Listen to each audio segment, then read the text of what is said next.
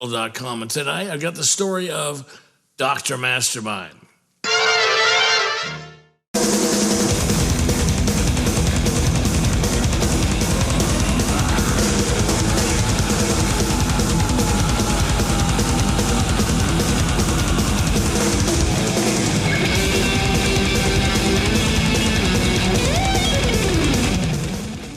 Dr. Mastermind started as a little band that Kip and I had when Wild Dogs hadn't decided to be a band, actually, in 1981. We recorded in the same studio that Malice did their demos. In fact, that's why we did the recordings of the Evil Genius stuff with Dave Koenig and Sean Carter, who were in Chris Newman's band, The Untouchables, here in Portland, Oregon.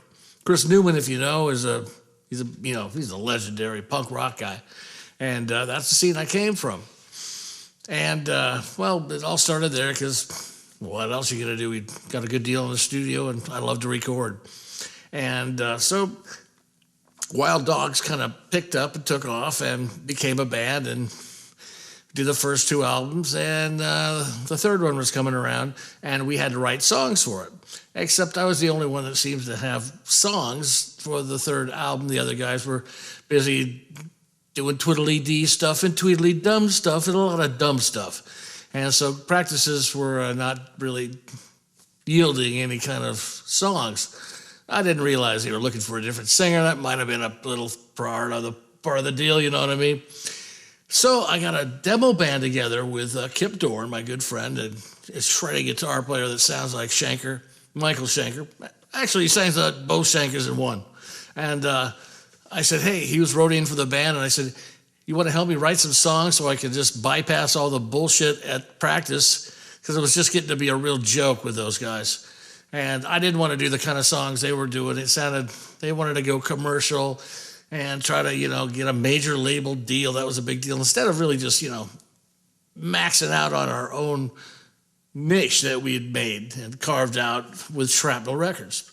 They wanted to get a different label, and they wanted to change things up. Now that we had a name that I built, they wanted to take it over and, try to do something more. And I found out that they'd found another singer, and like a jilted lover, I took off, left the tour bus, and decided to just walk on down to Evil Genius Street. I put together a band and fleshed out some more tunes. I fleshed out all these songs. I had about 6 or 7 of them. That's where all the songs came from, most of them, for the Dr. Mastermind record. I sent it out, and Mike Varney eventually offered me a record deal if I could get Dean Castronovo to play drums and have him move down to the Bay Area. So all the songs for Dr. Mastermind originally came from the Evil Genius set, which is available on the Dr. Mastermind before and after CD, by the way, on US Metal Records. And Mike Varney said, well, the guitar players are okay, but I've got this, group of guitar players looking for a band. I could pair you with somebody, and I'd like to do that instead of, I said, I've got a local band. He said, come on, let's do something big time, and you don't be Matt McCourt. Let's make a persona, a alter ego like King Diamond has and all these other guys. And so we just kind of expanded on the Evil Genius costume and image, and it was kind of part Gene Simmons from Kiss, and a lot of people say I look like Blackie Lawless. No, don't say that. So he sent me Paul Gilbert first, sent a tape, hooked me up with him, and Paul sent a demo from Pennsylvania. Man, he's great. It sounded like Eddie Van Halen, but I really like Yngwie. And I said, let's get Yngwie. And I think Varney actually tried to get Yngwie to play, all he had to do is play leads on it, and he was too busy. So Kurt James, he had taken Yngwie's place in Steeler, and so he played just like Yngwie and Alan Holdsworth, and he was amazing, and he was kind of a spacey guy that was really into Hendrix and, some hippie stuff, because I'm kind of heavy metal punk rock hippie. So tell me, what's it like to work with Matt McCourt? What's he like? Nothing else quite like it in the whole world, man. It's like kind of like working with the ultimate frontman of Evil Genius, man. That's how I have to describe it, because it's like you're mixing the elements of sophisticated rock with just like AC/DC. And I said, let's do this. I tried to get guys from Portland, but nobody was really up to the standard that Mike Varney had in mind and that he had, stables of.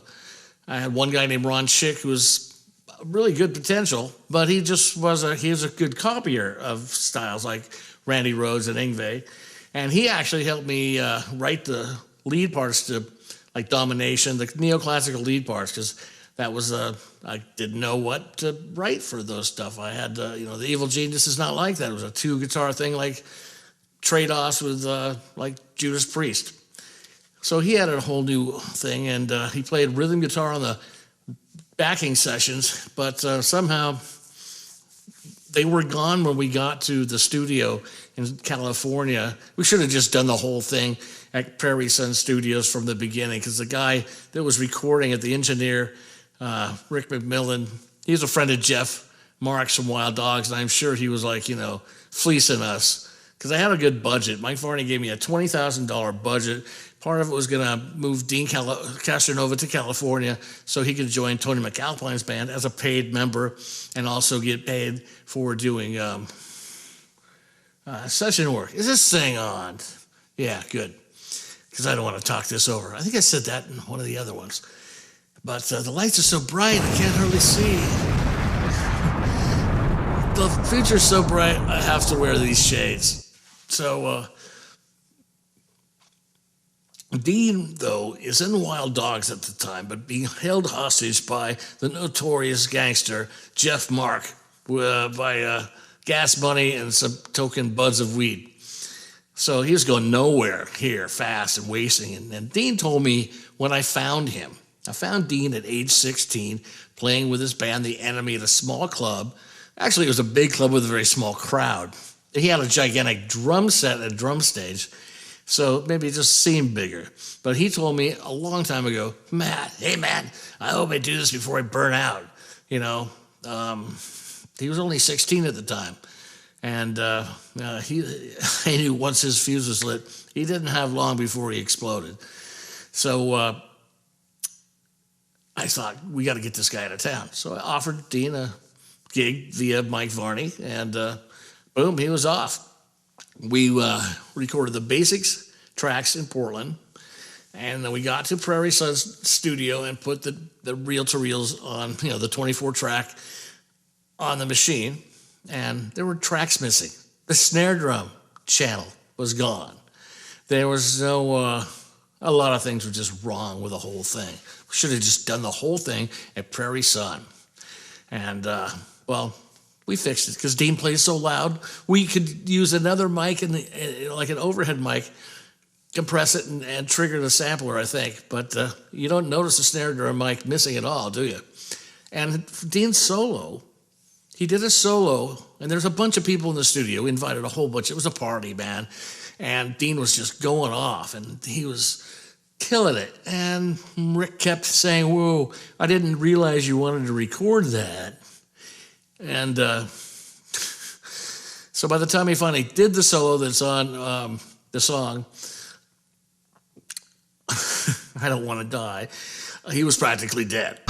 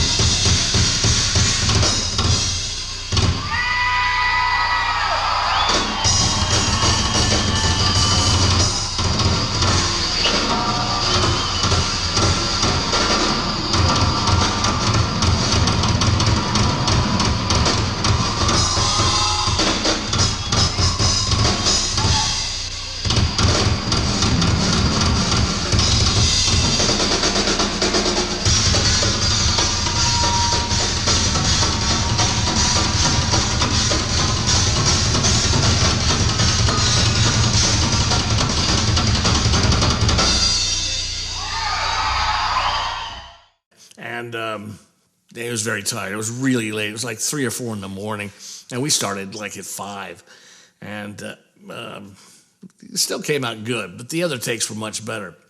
So we got down to California.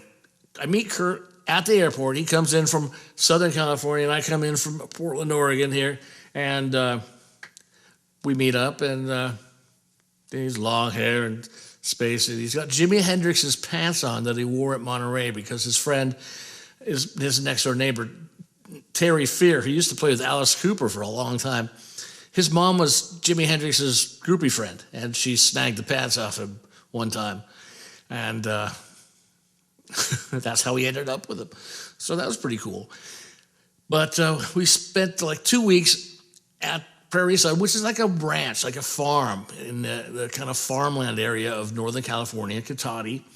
I went there with Kip in 1981. I went there, and there's a big gate. You have to, talk at the intercom and say, "Please let me in.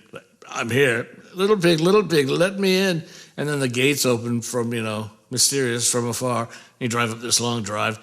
We didn't have a car. We just got picked up at the airport and dumped off here in this awesome place. And we recorded Man's Best Friend with Wild Dogs at the same place. So it was familiar to me, and so were the people. Muka, the owner, was a great guy. And the head of the California Pot Growers Association owned this whole place, Clyde. So there's jars of weed everywhere. And we had a good time, let me just put it that way. And the Man's Best Friend session, the last night we were there, the hippie girl that was taking care of the place came around with all this mushroom tea and got us zonked on that. And I went to go jam with Commander Cody. Muka played bass in Commander Cody in the Lost Planet Airman. He must have been a Lost Planet Airman. And there were these big-time reggae guys that were in the studio the next day. I don't know who they were. I just remember jamming on guitar and like trying to getting into the beat and looking over at this garbage can. It was a garage at the time. Now it's like a studio. And it was just a garage with all these fancy cars.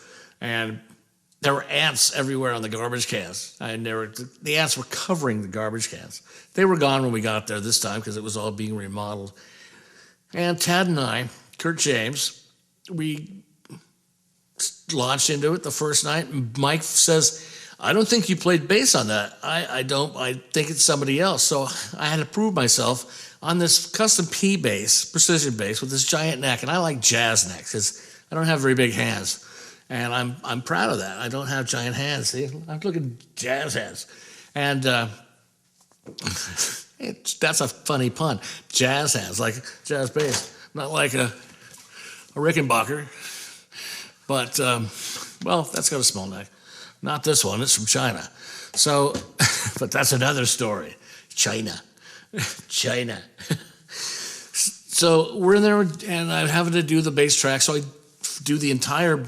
Oh, that bass was really great. Had a maple neck, and it was a custom-made one. It wasn't just a Fender, but it had an EMG pickup. EMG was down the road in Santa Rosa, and I love those pickups ever since that night. And finally, all my basses have EMG pickups, because there is no better pickup for bass than EMG. Yes, that's a plug. Thank you, Tommy Armstrong. And so Varney's blown away because I do it like, one take per song and finish the whole entire album tracking that night. Boom, done, bam, throw it in the pot. And so Varney takes off. He's a night owl, so he wasn't around during the day. So Kurt James was trying to get the sound out of his vintage Marshall amp that everybody used. And he goes, "Hey, dude, go down to our little place where we're staying. We call it the chicken coop, and grab that. There's a jar in there full of resistors and my soldering iron." So I'll go down there and come back, and he's got the amp out of the chassis, and he said, "We got to do this quick, but in case it even comes." So he solders some things together, does a modification, and Mike Varney walks right in, right as he's finishing up and putting the thing back together. He's like, "What are you doing?" "Oh, we're just making this thing, but we had to fix something." And he's like, you didn't touch my village amp? Yeah, I did a little modification. But if you don't like it, I can just take it off. It's just one resistor or something. And it actually gets a lot better. So he does his parts, and we're there for a little while. And part of the deal of this deal was my friends were going to drive. Well, let me put it this way. These guys I know. He brought Dean down. His drums were filled with boxes of macaroni and cheese, and he had these ungodly TDI drums made by some guy in Portland. With the kick drums were like 55-gallon can. They were that long. Stupid sounding. They were giant, but they were great for moving. He had cereal, mac and cheese, all these, dry goods that, require boiling or milk. And Dean's always been a cereal guy. First night I had him stay at my house here.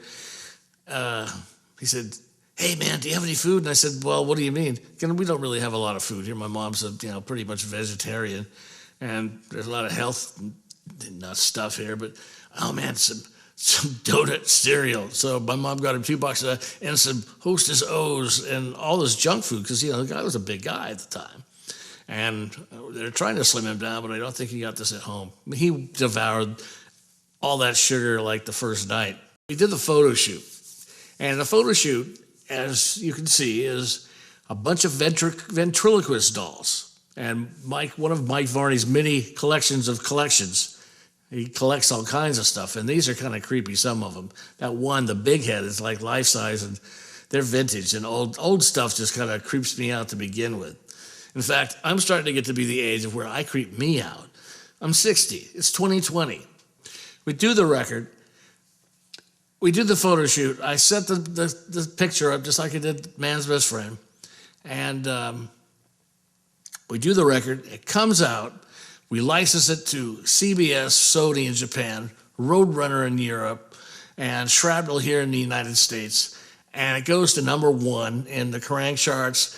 And I was in every magazine in Europe for 6 months. They really did a great job of doing the publicity. And Ed Van Zyl at Roadrunner. I would do interviews in the middle of the night with a great cat who was on that label. And we both came out at the same time. I came out at a label batch with Vicious Rumors and Greg Howe and Tony McAlpine and, the golden era of Shrapnel Records. And it was great, man. Mike Varney really put me on the map and, really raised my standards for singing and stuff. They kind of rearranged the Villa because that went a complete different way when I wrote it. And the Villa is about this place that I was talking about in the Evil Genius and Mayhem videos, an apartment complex, an apartment building, old one, built in 1928 or something. And I was a manager, and it was crazy. It was like a ghetto apartment. But at one time, it had its splendor because it was down by the railroad yards. And railroads back then were the big thing. And that neighborhood at one time was really awesome. But now it's kind of like a ghost town, complete with ghosts and a ghosty woman named Helen. And she was one of the people that lived in the house where evil dwells. And those are all real people in that song. Jerry, Clyde, and Reaper are Jerry, Clyde, and this guy named Johnny Milligan, who was known as Reaper. All these guys from prison. It was a really cool place to live, actually, to be quite honest with you, because I'd never been around anything like that, And then I joined Mayhem when I was there, and I was also writing songs for the Dr Mastermind album, or finished, polishing them, because I had this thing going in the back with Mike Varney. I didn't know when it was going to happen, but I wanted to be ready, because it's always when you're not ready is when opportunity knocks and you got your pants down and you're on the toilet. Like at the Villa, everything would happen at 3 o'clock in the morning. So I'd lock myself into my closet, a Murphy bed closet, with my little Gallion Kruger amp and this Kramer guitar, and I would write songs because I didn't want anybody to know that I owned a guitar at that place. And, I ended up getting in a weird thing with the owner, and I had to steal my own paycheck, and I got busted for it and was on probation for 3 years and paid back a lot more money than they said I took. But right then we scooted out to my mother-in-law's boathouse. And that was a summer pretty much fun with mayhem. And in the fall, I got a new job at this other suburban apartment complex. What were people thinking? They handed me the keys and I looked like this. Really. And so that's where Mike Varney said, hey, if you change some words, we got Dean on the line, we'll do the album. And Dean was going to do Reign of Terror right then. And so he did that album, and then he came and did mine. And then he went on a USO tour with the guys from Reign of Terror. When he came back, that's when we went down to California, and then my friend, my guy I knew, drove him down. And that's how he moved to the Bay Area and started playing with Tony McAlpine and the guys from Bad English, Neil Sean, who the manager, Ken Mendig, and I talked about a couple more things back when I got, replaced in Wild Dogs. I knew he was after that guy. He starts playing with Bad English, and then later on, 4 or 5 other bands with Neil Sean. And what do you know, he ends up in Journey. Dean got a good ride out of it and really got a great career. And I feel awesome that somebody had that immense talent, didn't let it go to waste. And me, I got to be somebody I never thought I could do. Never thought this would ever happen. It was my major league deal. Because I was on CBS, Sony, and, in all the magazines. And once again, Tiz, when you go down to the crossroads and make the deal with the guy in the big black car, make sure you tell him, I want to be rich, and then add famous later, because famous won't buy you a bus ticket. And you always need a bus ticket. So, let's see. I've had a lot of versions of Dr. Mastermind or Mastermind. The funny story about that was how I became a doctor. We just were going to call it, I wanted to be Evil Genius because that was my band, that was my name, and I am the Evil Genius, And there's a band in the Midwest that was called Mastermind, and they're older guys, and they were they're snooty. And so they said, you can't use that name. This is before the internet. So we had to had to pay for a search. So I said, well, screw them. I'm going to be a doctor. I'm going to be every Jewish mother's dream. And I'm going to become a doctor and show them. And so I just added the Dr. Mastermind, and there's nothing you can do about that because that's a whole different name.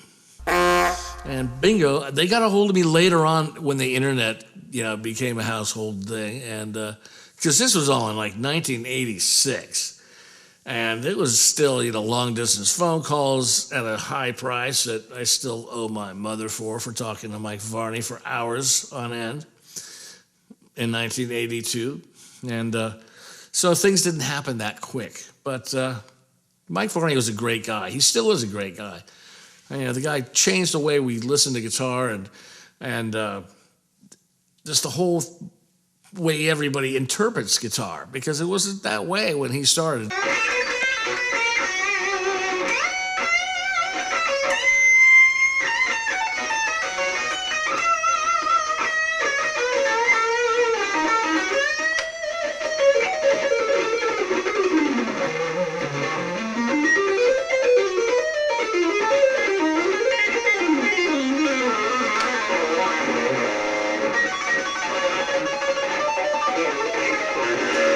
That's Dr. Mastermind, and it's a great album.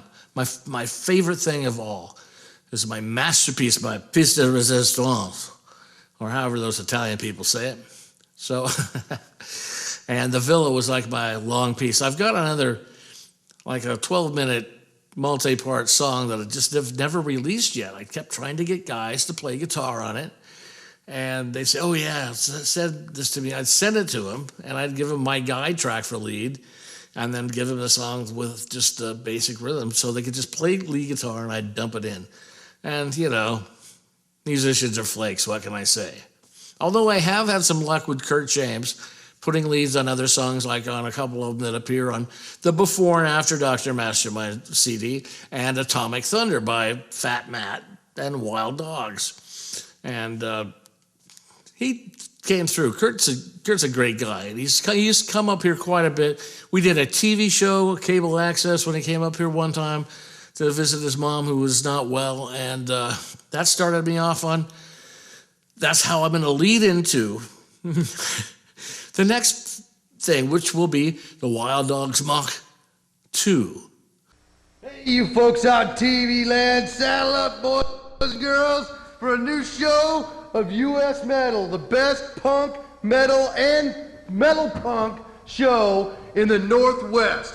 Tonight we have a special guest here with you. The evil Dr. Mastermind will be here, ladies and gentlemen. We have all kinds of stuff to catch up on. The Motorhead show we all went to backstage, Matt McCourt and the Clown. We're gonna rock your asses off tonight, and then we're gonna turn it back to you boys, and we're gonna hit some, this song is called Domination.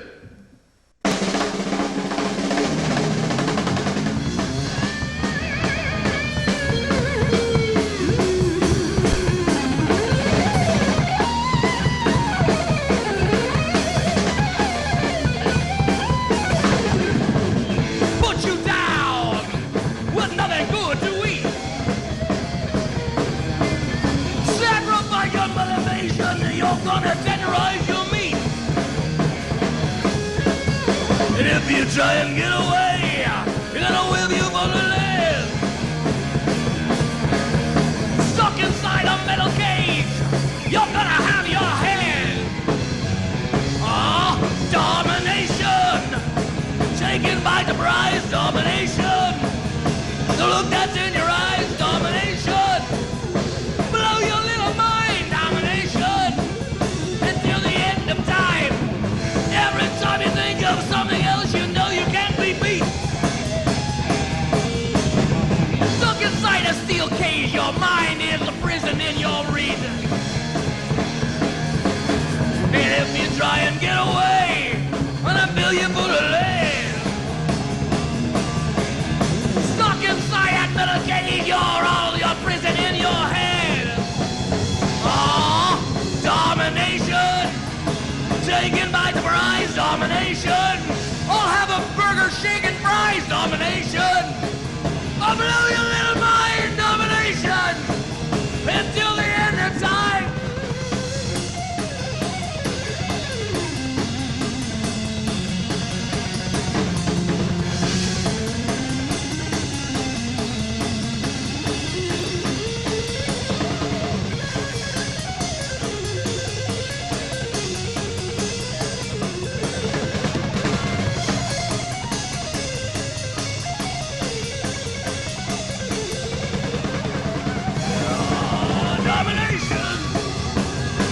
By surprise, domination. Well, look that's in your eyes, domination. Blow your little mind, domination. Until the end of time, domination. Domination. Domination. Domination. Till the end of time.